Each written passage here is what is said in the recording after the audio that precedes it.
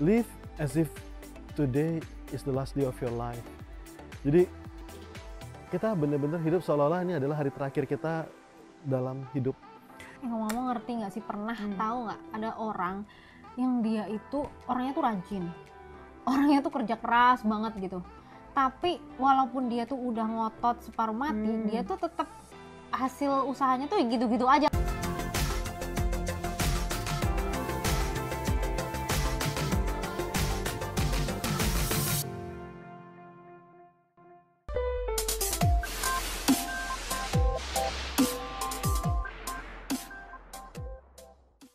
Miss Vida sendiri merasa bahwa saya confident loh, saya bisa jualan. Ini rotinya banyak, enak, disukain sama orang gitu loh. Dan kalau misalnya, ya udah Barat, kamu per hari 3.000 ya, ini ada permintaan di Timur 5.000, kamu di Pusat 10.000 gitu. Apalagi gitu loh, buat apa lagi mereka seperti itu, sibuk-sibuk untuk naikin harga kalau memang kuantiti mereka sudah mencukupi gitu loh. Bahkan bukan bisa jadi mereka pusing sendiri gitu loh. Ini kok order banyak banget nih, kok udah habis-habis, harus cari karyawan baru nih. Nah, jadi itu loh, tugas kita nanti akan berubah gitu loh. Jadi misalnya seperti Solaria gitu ya, banyak orang menyangka bahwa Solaria itu bisnisnya adalah restoran. Padahal sebenarnya tidak cuma itu. Solaria itu bisnisnya adalah bagaimana membuat dapur untuk restoran. Nih gini, kalau ditanya gitu ya, ada nggak nasi goreng lebih enak daripada Solaria? Ada, banyak. Banyak? Banyak. Pertanyaan saya, ada nggak yang bisa jualan nasi goreng lebih banyak daripada Solaria? Solaria tuh banyak banget. Banyak banget. Seluruh Indonesia tuh banyak banget gitu. Maksudnya ada banyak juga yang lain gitu ya, bisa Estelera 77 atau apa gitu ya. Tapi mau nyaingin skalanya Solaria gitu, itu tuh susah separuh mati. Dan kita kalau misalnya kita nyobain nasi goreng misalnya teri Medan, nih salah satu kesukaan saya dulu gitu ya. Nasi goreng teri Medan di Pekanbaru sama nasi goreng teri Medan di Solo sama di Medan gitu ya. Itu tuh sudah pasti porsinya sama, rasanya sama. Karena mereka membuat dapur untuk dapur gitu loh. Dan di sini mereka juga membuat semuanya jadi begitu simpel sehingga yang mereka cari tidak koki. Yang mereka perlu cari adalah karyawan. Karyawan yang bisa ngoseng resep yang sudah ada gitu. Sehingga nggak perlu pelatihan koki yang mahal apa segala macam. Dan itu juga yang terjadi toh, misalnya di Tawan atau dimanapun gitu ya.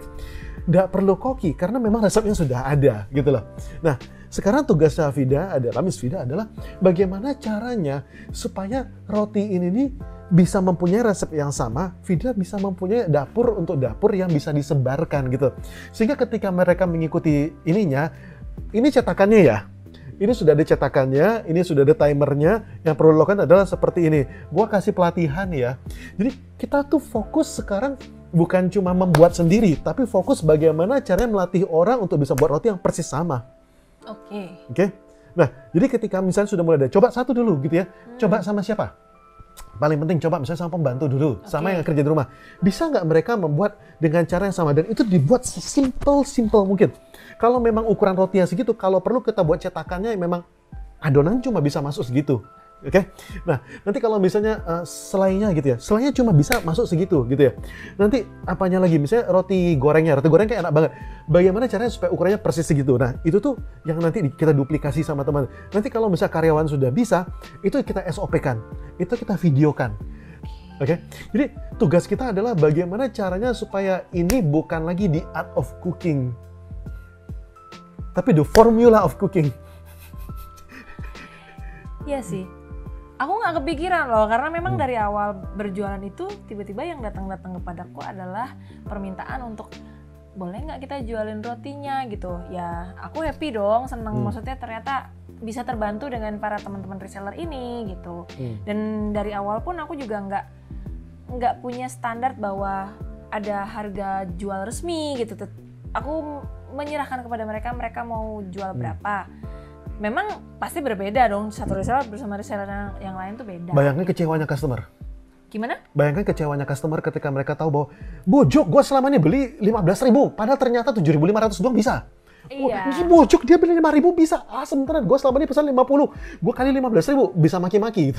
Iya. Customer bisa kecewa banget gitu loh. Ya makanya aku pikir, ya tapi karena memang sudah berjalan seperti itu, jadi bingung juga gitu mau ngubah. Masa tiba-tiba aku bikin SOP, terus aku bilang ke reseller, sekarang semua harus jual, taruhlah misalnya di harga 5.000 misalnya kayak gitu. Padahal mungkin tadinya mereka jualan nggak di harga segitu. Misalnya mereka jual di harga 6.000 atau 7.000. Apakah mereka bisa terima gitu? Makanya sekarang emang rada bingung sih sebenarnya. Gak apa-apa, pelan-pelan gini. Pelan-pelan dibuat, yang penting pertama-tama adalah kita buat minimum pricing-nya. Jadi nggak boleh menjual lebih rendah daripada minimum pricing-nya gitu ya. Tapi nanti pelan-pelan akan bisa, kamu jual gitu aja lakunya sudah banyak loh. Karena sebenarnya yang kita jaga ini adalah bagaimana cara bisa mendatangkan order sebanyak-banyaknya sama dia dan bisa mendatangkan minimum quantity untuk dia gitu loh. Sehingga merasa, itu tuh di sebelah tuh jual gitu aja sudah lumayan loh. Kamu nggak perlu jual mahal-mahal banget. Apalagi kamu sekarang bisa produksi sendiri gitu loh. Bisa berapapun banyak. Pokoknya kalau ada orang di barat, aku pasti lempar ke kamu deh gitu loh. Tapi hak ini cuma untuk kamu. Kalau kamu nggak mau, jangan ambil gitu loh. Nah ini sekarang misalnya khusus untuk barat, khusus untuk misalnya daerah Jelambar. Jelambar tuh udah kamu yang ambil deh. Jelambar, Grogol itu sudah daerah kamu. Aku nggak bakal ngutang-ngatik deh. Kalau ada siapapun yang pesan, pasti aku kasih ke kamu gitu lah. Itu kan buat orang makin happy. Tapi tolong dijaga ya. Harga itu paling-paling antara segini sampai segini ya, minimumnya segini, tapi maksimumnya segini. Kamu jangan kasih lebih lagi lah, gitu loh. Oke. Tapi aku janji sama kamu, order bakal kasih sama kamu semua. Nah, ini mudah-mudahan sesi malam ini walaupun simpel doang, ini rumusnya simpel banget ya, IPO ya, input, proses, output ya. Jadi mudah-mudahan ini bisa membantu sehingga kita bisa tahu bahwa ternyata permasalahannya ada di mana gitu ya. Nah, tugas saya adalah membantu bisnis-bisnis dan saya bersyukur gitu ya, ada begitu banyak bisnis yang terbantu dan bahkan kadang-kadang ada yang bisa bilang bahwa Pak, saya bersyukur banget gitu ya, bisnis saya dalam waktu 6 bulan ini naiknya lumayan Pak. Saya nanya berapa persen? 400% Pak. Puji Tuhan gitu ya, apalagi skalanya kalau sudah MM-an gitu ya, luar biasa gitu, seru banget. Nah terus ada juga yang bilang, Pak ini kita target tahun lalu Pak yang sudah kita tetapkan, itu tuh sudah tercapai dalam setengah bulan pertama Pak. Sekarang ini kita nggak tahu nih jebol-jebol targetnya sampai kemana-mana ini Pak. Seru-seru banget, jadi peningkatan mereka tuh bisa luar biasa gitu ya. Dan saya berharap juga bisa bantu begitu banyak bisnis yang lain gitu ya. Saya senang sekali hari ini bisa ketemu dengan Miss Vida. Kalau misalnya besok mau ngobrol lagi nggak ada masalah gitu ya. Dan saya juga pengen nawarkan sama Anda, bagi Anda yang pendengar di sini, bagi Anda yang nonton gitu ya, kalau misalnya Anda punya bisnis atau Anda punya pekerjaan, why not gitu ya, karena kita sering jalan-jalan, kita pengen menawarkan kesempatan yang sangat terbatas. Saya bilang sangat terbatas gitu ya, karena saya nggak mungkin melayani semua orang, nggak mungkin semua orang bisa sempat saya mentoring seperti ini. Why not jalan-jalan sama kita? Oke, saya nggak tahu tujuannya kemana gitu ya. Jadi misalnya kita pergi trekking, misalnya ke air terjun gitu ya, sepanjang jalan kita bisa ngobrol, kita bisa menyempatkan waktu khusus untuk makan Indomie sambil mentoring. Atau misalnya kita pergi berkemah gitu ya, tapi kita cari mana hiburan yang murah meriah dan deket-deket aja gitu ya. Jadi Anda bisa mentoring, nanti Anda bisa di coach sama Bu Reni untuk cari tahu, personality saya tuh seperti apa. Saya tuh kok selama ini tuh rasa sudah kerja keras kok kayaknya masih ada ganjilan di hati, kok rasanya nggak pas ya. Dan umur saya ini sekarang sudah hampir 40, sudah ini atau sudah kepala 3 akhir, sudah 40, tapi kok rasanya masih kayak gini-gini aja gitu ya.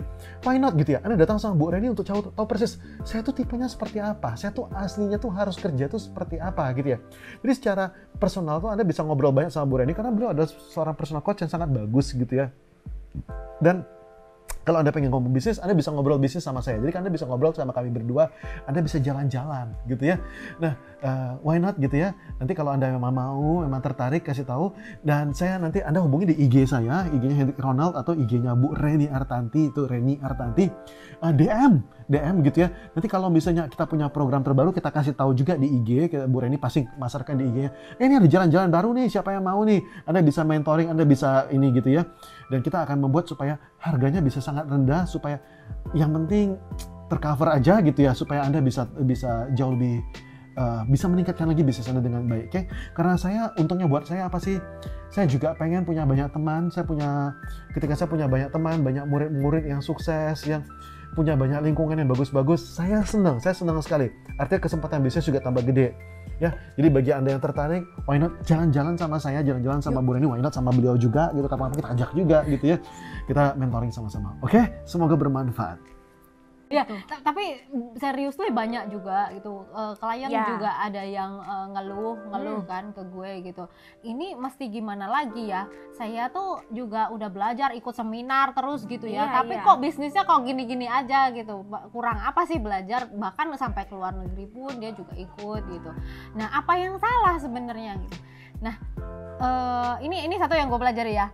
Nah, ternyata akibat dia seperti itu gara-gara dia belum menjalankan pekerjaannya itu tuh mengikuti apa yang kemampuan yang memang dia udah punya dari lahir. Jadi kayak dia punya bakat alami, dia punya kecerdasan, tapi itu tuh belum terasa, belum tergali gitu loh.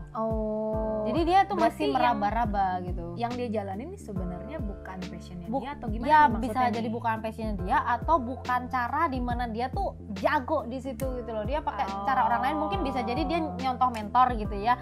Oh ini mentor ini sukses dengan cara begini gitu, maka dia ikutin, tapi ternyata kok di dianya nggak cocok ya, jadinya jadi nggak, hasilnya iya, berbeda iya. banget gitu loh. Walaupun sama yang mentor ini sih sukses berat gitu. Jadi karena memang tidak bisa kita itu kalau misalkan mencontoh itu mencontoh mati satu orang gitu, dan pasti hasilnya kita juga sama bagusnya sama dia. Kita nggak bisa ngarapin yang dilakukan sama orang itu juga bisa. Pasti hasilnya sama gitu, walaupun Iya, bisa melakukan hal kasih yang sama, udah nyontek habis gitu kan.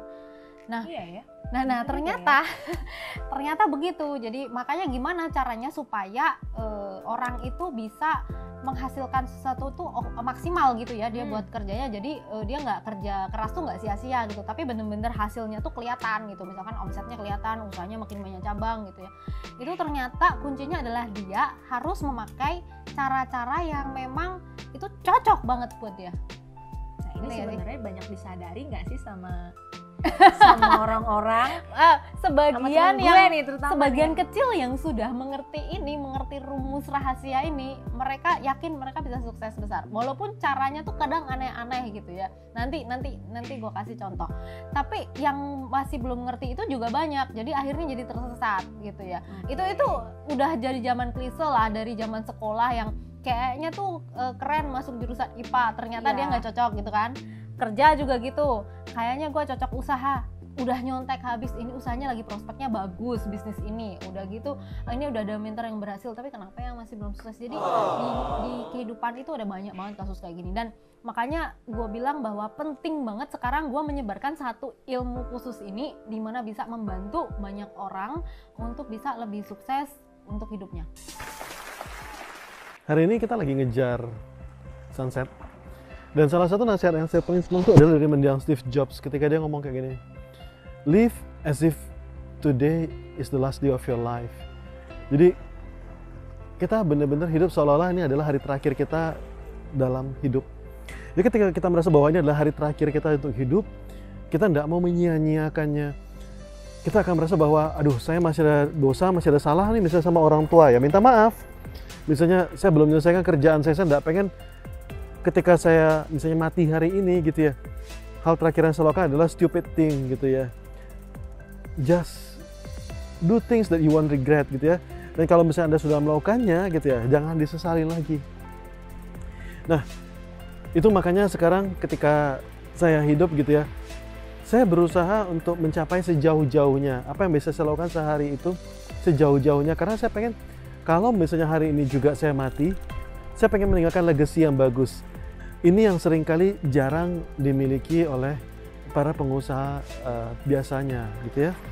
Kebanyakan para pengusaha, terutama para pengusaha kecil, mereka mempunyai mentalitas Superman. Bukan cuma Superman, tapi Superman yang immortal. Artinya mereka adalah di situ orang yang paling hebat, paling berkuasa, paling bagus, dan mereka yang bisa mengerjakan semuanya dengan sempurna. Dan mereka tidak akan pernah mati. Nah, ini nanti adalah pertanyaan yang bahkan saya tanyakan juga sama Vida sudah pasti. Ketika dia mengurus rotinya gitu ya, dia bilang bahwa tadi pagi ketika saya ngobrol gitu ya, dia cerita bahwa wah ini bagian pengiriman mesti harus saya gitu loh. Dan ini adalah kata-kata yang seringkali keluar di UMKM pada saat berada di tahap pertama. Mereka merasa bahwa semua harus di tangan mereka, karena tangan mereka lah yang paling bagus, karena mereka bisa membuat paling bagus. Itu yang pertama, mereka merasa mereka bisa buat paling bagus, paling hebat. Yang kedua adalah mereka merasa bahwa mereka hidup selama-lamanya. Jadi karena mereka masih ada selama-lamanya, maka mereka masih harus mengawasi bisnis ini, orang lain nggak bisa melakukannya. Karena kita mesti menyadari bagaimana kalau kita mati, bagaimana kalau kita tidak ada. Apakah saya selama ini sudah mendidik tim saya dengan cukup bagus sehingga mereka bisa menjalankan bisnis ini walaupun tanpa saya. Bukan cuma sekedar menjalankan, bisakah mereka mengembangkan bisnis ini kalau tidak ada saya. Nah itu jauh lebih penting menurut saya. Mari kita koreksi diri kita. Semoga sesi ngobrol sore ini, mengejar matahari ini, mengejar apakah ini hari terakhir kita, ini bisa mengetuk hati Anda, bisa mengguncang jiwa Anda. Dan sekarang saya pengen nanya sama Anda, what if today is your last day? Bagaimana kalau hari ini adalah hari terakhir Anda? Bagaimana dengan keluarga Anda? Siapa yang bakal jaga mereka? Siapa yang bakal merawat mereka? Kalau Anda punya bisnis, bisa nggak bisnisnya jalan tanpa Anda? Bisa nggak orang yang meneruskannya? Bisa nggak mereka meneruskannya tanpa Anda? Kalau hari ini juga Anda tidak ada lagi.